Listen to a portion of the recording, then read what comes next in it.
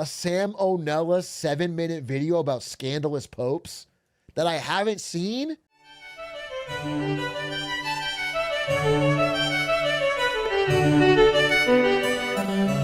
Hey kids, time to alienate 23.9% of the United States from my potential audience, because today we're talking popes. Now don't get me wrong, the modern papacy is a great thing, just a genuinely virtuous man being elected to govern and set an example for Christians everywhere. That's awesome. But back in the day, not so. See, in the Middle Ages, the church was one of the greatest powers in the Western world, having massive influence over monarchs and laymen alike. And as we know, with great... If it helps you understand, they were kind of like the streamers of their day, if that makes sense. They just had this real influence. Like they could sell G Fuel at a moment's notice. They could move units of merch. They could rug pull a crypto coin. Power comes great tomfoolery. Here's some of the... And they could also, yeah, they could save your eternal soul, which is what a streamer does nowadays.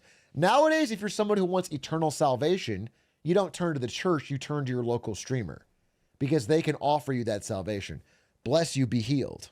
Okay, right now, all of you are forgiven for your sins.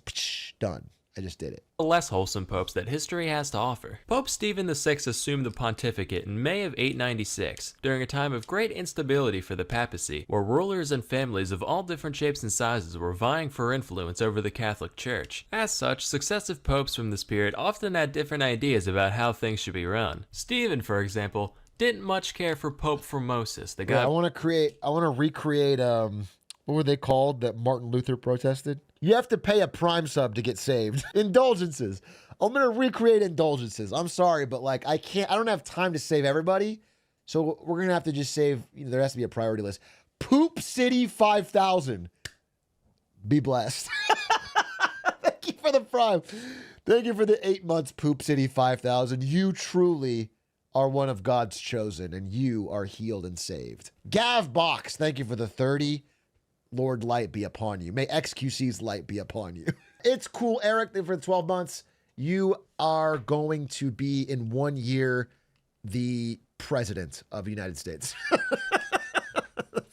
God told me I am but his vessel, okay? You have provided, and I am telling you, God has passed through to me that is the knowledge. You will be president in 1 year. Fresh Prince of Despair, thank you for the 3 months. You are 3 times as likely to get hit by a car and the car owner is really rich and you win a lawsuit and you'll be set financially for life. Grayton, thank you for the 33 months. You are 33 times as likely to get really rich and buy a really nice car, but also to hit a poor person and have to pay out that money, but you're rich enough that it won't matter. So the Lord saith, and so it shall be. Wow, I can see why indulgences were so popular. I can see why indulgences were so popular, bro. This is fucking farms cash. Glad that worked. I can see why the church was so annoyed with Martin Luther when he tried to cut that shit off. But let's hear about Pope Formosus. Before things should be run. Stephen, for example, didn't much care for Pope Formosus, the guy before last. Why? It's complicated. Even if I could wrap my head around all this, it'd probably be boring as hell. So just take it on good faith that Steve had a lot of beef with Formosus. Okay. So much beef, or as we call it, papal bull, that Stephen couldn't even be happy that the dude was already dead. So he had the 8-month-old corpse of Formosus dug up, dressed up in pope clothes, sat down on a throne, and literally put on trial, with a deacon appointed to give all his responses for him. So you thought you could get away from the law with that little dying stunt of yours. Well, tell me, Mr. Thrombosis, did you violate canon law, commit perjury, and pretend to be a bishop when you weren't? Yes, pasta fazool, I am a fool. I've heard all I need to hear. This court finds you guilty, and everything you did as pope, we legally declare to be fake and dumb and stupid and dumb. Now throw him in the river. What? The river? Can he do that? They weakened at Bernie's a dead pope to go on trial to defend himself? That's what we should have done for Joe Biden in the debate, dude. We should have had someone else pulling Joe Biden like a puppet string and talking. And another thing, Donnie, we're not going to stand up to your bullshit. See the hat? That means I'm Pope. P-O-O-P Pope. You better 3-point that bitch into the briny deep right quick or I'm going to raise hell. Someone said alley cat. I forgot about that. I forgot how often Joe Biden was trying the alley cat line. He's got the morals of an alley cat. He did it like 10 times and it wasn't hitting with anyone. At least I don't have the morals of an alley cat. That shit was so funny. It was like such a fucking 1950s bar. He was right. Dude, he was right. We're all realizing what the morals of an alley cat really are. And we should have listened to old Sleepy Joe. Major Biden.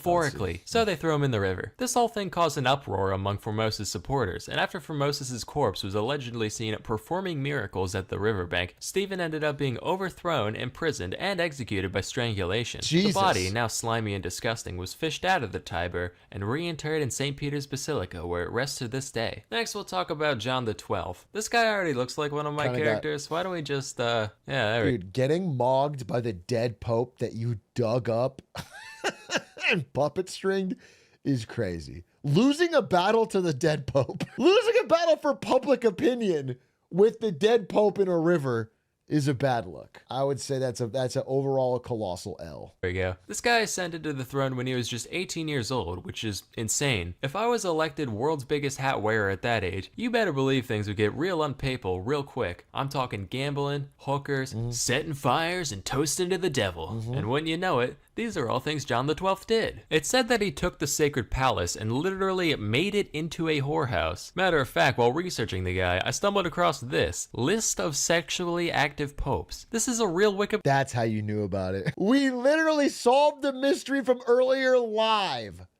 Holy shit. That's how you knew about it. Caught. Too celibate. I have too little sex to be pope. The pope who's famously not allowed to have sex. There's a Wikipedia list called sexually active popes. What are you doing with your time, bro? Why the fuck are you on Wikipedia looking up sexually active popes? In what world is that knowledge you have offhand? What a callback. Holy fuck. I wonder what you said to me. I didn't read your response, but I wonder if you leaned into it, because that'd be kind of fun. If you were like, yeah, I guess I just am a bit quirky, that's fucked up. If we find out that you pretended like you just happenstanced on it. Wikipedia article. Take a hike, toilet paper orientation. Daddy's got a new favorite. John is featured prominently on this list, of course. He had a thing for widows for some reason. Personal. Retroactive theoretical bashing. That's what I'm inventing a scenario where I bash you and then I'm bashing you for it. You didn't even do it, maybe. I'm featured prominently on this list, of course. He had a thing for widows for some reason. Personally, I'm not big on weepy old hags. Here's a pro tip.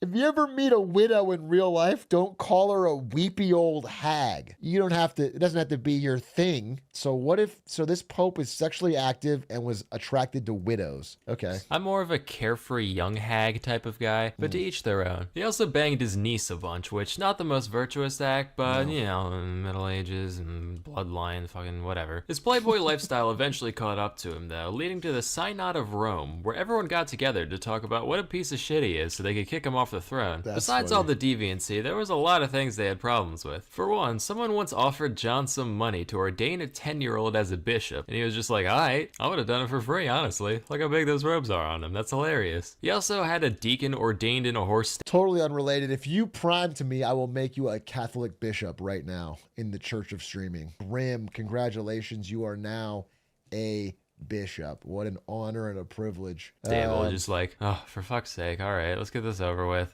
Shouldn't we be doing this in like a church? Listen, bucko, if it's good enough for Jesus to be born in, it's good enough for you to have your little cardinal party. No, sir, not cardinal, he's just a deacon. Not if you keep running your mouth, you aren't. He also liked going on hunting trips now and then, generally considered to be something popes don't do, although my suspicion is that they were just tired of cleaning his big stupid camo hat every time. Probably his worst act, though, was putting on a helmet, followed closely in second by the time one of his subdeacons got on his nerves, so he literally cut off his dick and murdered him. So between all this and some conflicts with Otto I of the Holy Roman Empire, John was uncanonically ousted in 963. Except as soon as Otto left Rome, nobody was there to pressure him off physically anymore. I haven't read the Bible cover to cover, but I'm not sure that Christ would smile upon cutting off another person's dick and balls and murdering them. Again, I'm not an expert. I'm just going to ask ChatGPT real quick. Hey, ChatGPT, you are an expert on the Bible. What would Jesus say about cutting off someone's dick and balls and then killing them? Would he smile upon it or frown upon it. Jesus would certainly frown upon such an act. The act you're describing is unequivocally against the core teachings of Jesus. Jesus would categorically condemn such violence and cruelty. Love your neighbor and hate your enemy. But I tell you, love your enemies and pray for those who persecute you. Do you mind if I ask it, are you sure? Absolutely. I guess AI can be wrong, you know? In one well-known example, John 8:1-11, Jesus prevents the execution of a woman condemned by the crowd, insisting instead upon mercy and forgiveness, saying, let any one of you who is without sin be the first to throw a stone at her. Let he who is without sin cast the first stone. I've heard that. Not to denigrate Jesus here, I feel like we should have a modern American Christian rewrite the Bible. Because this feels a little woke, what I'm reading. These things I'm reading are a little woke, a little fucking, little floofy. Put your sword back in its place. For all those who draw the sword will die by the sword. Love your enemies. Do good to those who hate you. Bless those who curse you. Pray for those who mistreat you. Feels kind of cringe. Jesus was a pushover. I'm just saying, based on this Bible, Jesus was a bit of a carpet, dude. He got walked over. He gets passed over for promotion, and he's like, oh, you know what? You deserve the job anyway. And it's like, bro, step up, bro. And that's where Passover comes from. Jesus didn't get the corner office, and they gave it to fucking Kevin. I'm going to hell. Let's see what we got here. More. So John was like, lol, just kidding. Rounded up all his groupies, kicked the new pope off the throne, and continued his role like nothing happened by early 964. But just a few months later, fate caught up with John, and he died the way he lived. Committing adultery. Now let's be real. We all have our little guilty pleasures in life. Some people like a nice bag of Cheetos. Ooh. Others like scented candles. Okay. Or poorly drawn educational videos. Okay. Alexander VI liked watching horses fuck. According to Vatican chronicler Johann Burckhardt, he would specifically arrange for his stallions to be introduced to It's just so funny that the Vatican chronicler, he must have done it so often they had to write that down. It had to be such an important part of his personality and life that they had to write that down for his fucking biography, for his chronicle.